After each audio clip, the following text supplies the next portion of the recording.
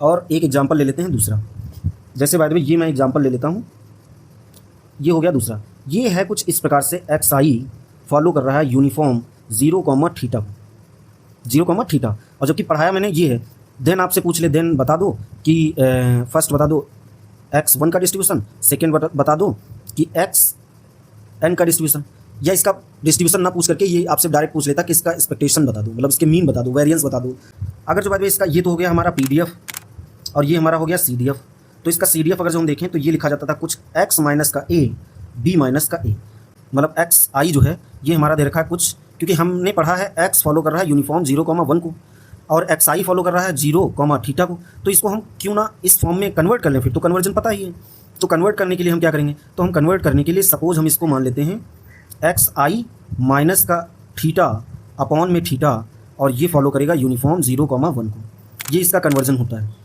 कैसे मैंने किया है ये देखो, x माइनस का a अपॉन में b माइनस का a। तो b की वैल्यू चूंकि थीटा है तो हम थीटा लिख देंगे, और हाँ यहाँ पे इसकी वैल्यू 0 है। तो ये हमारा कुछ इस प्रकार से है, x अपॉन थीटा फॉलो कर रहा है यूनिफॉर्म 0, 1 को।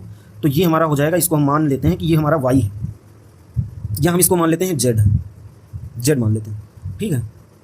अब कुछ नहीं करना है, अब ये समझ लो ये यहाँ से क्वेश्चन स्टार्ट है। तो बस अब z के लिए सारी चीज़ें लिख लो।